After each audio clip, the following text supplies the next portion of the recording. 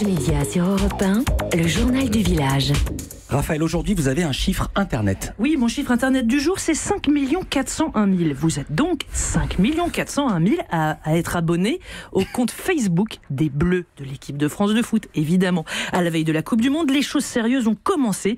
Hier, on a eu droit à une vidéo tournée au moment de la prise de la photo officielle des 23 à Clairefontaine. N'Golo assis à côté de Kylian. Steph, vous êtes un peu plus derrière Franck. S'il vous plaît, une autre. Parfait.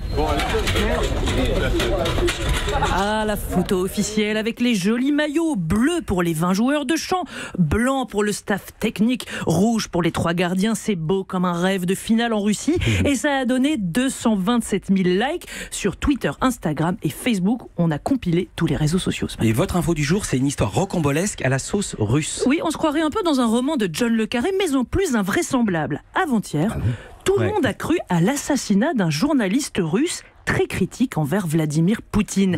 Arkady Babchenko avait été abattu froidement chez lui, dans son appartement de Kiev en Ukraine, de 3 balles dans le dos. Sauf qu'hier, surprise hallucinante, le voici qui apparaît bien vivant devant un parterre de journalistes médusés qui avaient été convoqués en conférence de presse. Tout ça n'était qu'un simulacre organisé par les autorités ukrainiennes, destiné à tromper de vrais commanditaires d'un vrai assassinat programmé. Cette fake news ahurissante n'est pas du goût de l'association qui défend la liberté de la presse. Reporters sans frontières, on écoute son secrétaire général, Christophe Deloire.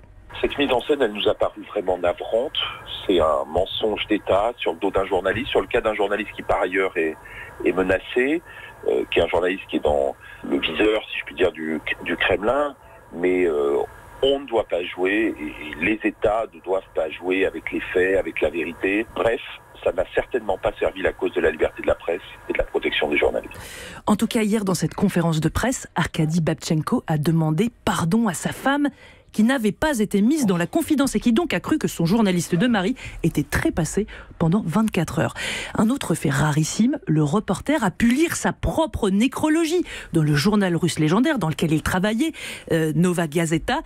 Alors, on le décrivait ainsi, totalement direct, totalement honnête, un véritable artiste. Voilà. On passe aux infos en bref. Michel Simès arrête le magazine de la santé sur France 5 après 20 ans de présentation. Info du Parisien. Il va continuer ses prime time sur France Télévisions, tels que les pouvoirs extraordinaires du corps humain qu'il anime avec Adriana Carambeu. Et puis les suites de l'onde de choc après la perte des droits de la Ligue 1 de football par Canal+. Oui, je vous le rappelle, c'est l'Espagnol Media Pro qui a raflé les droits de la plupart des matchs de Ligue 1 au détriment de Canal+, le diffuseur historique. Les Échos ce matin avancent le chiffre choc d'un analyste qui prédit le départ de la moitié des abonnés de Canal+ en France en 2020-2021. En attendant, une question qui concerne nos camarades qui couvrent la Ligue 1 sur Canal+. Que vont-ils devenir en 2020 quand Canal+ n'aura plus les droits ? Hier, Hervé Matou, le présentateur du Canal Football Club, entièrement construit chaque dimanche à 19h10 autour de la Ligue 1, s'est fendu d'un tweet que va vous lire Philippe Vandel. Alors merci pour vos très nombreux messages de soutien et d'amitié qui nous touchent, écrit Hervé Matou. Nous serons toujours là dans les 2 ans qui viennent pour vous faire vivre la Ligue 1 Conforama, c'est le nom officiel. Pour la suite, la partie n'est pas encore finie. #confiant. Et oui, la partie n'est pas finie. #confiant puisqu'il fait référence à la probabilité que Canal récupère des matchs de Ligue 1 en rachetant des sous-licences de droits à Mediapro. Alors on va reparler évidemment des droits du foot avec vous, François Pesanti, mais d'abord en tant que patron des sports du groupe qui a la Ligue des Champions, est-ce que vous avez reçu beaucoup de coups de fil de journalistes de Canal+? Écoutez, quelques-uns, mais pas tant que ça, parce que comme le disait Hervé, la partie est loin d'être finie et il y aura beaucoup de rebondissements dans les suites de cette attribution de la Ligue. Mais vous avez déjà reçu des coups de fil? Mes équipes en ont reçu quelques-uns. Dernière chose, Raphaël, nous sommes le 31 mai, une date qui compte pour les fidèles d'Europe 1. Il y a 2 ans, Emmanuel Maubert nous quittait à 51 ans, victime d'un malaise cardiaque. Maître Maubert, le meilleur pour vous parler des programmes télé sur Europe 1 et sur France 5 dans C'est à vous.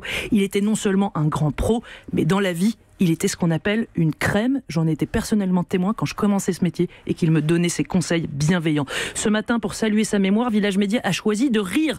Retour en arrière dans l'émission Petit Dimanche entre amis.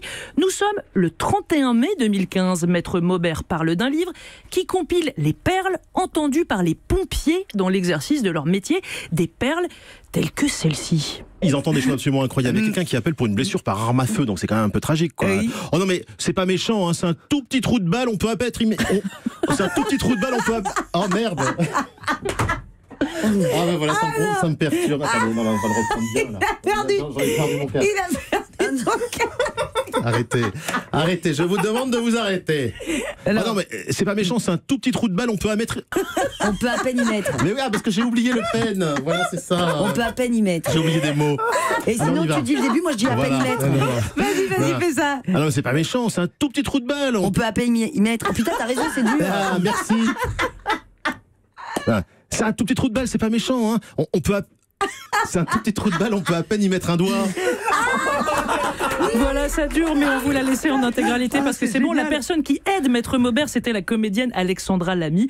Pensez ce matin. Je pense que c'était Audrey Lamy. Oui, Audrey Lamy, pardon. J'ai dit Alexandra, c'est Audrey, sa sœur. Pensez ce matin, en tout cas, pour tous ceux qui ont aimé Emmanuel Maubert, et je peux vous dire qu'ils sont nombreux. Voilà, et moi aussi j'avais eu la chance de travailler avec lui et Emmanuel Maubert à Pif Paf et j'étais vraiment très heureux. On va se retrouver tout de suite avec Bruno Solo. C'est à peine le temps d'un petit trou. C'est tout de suite.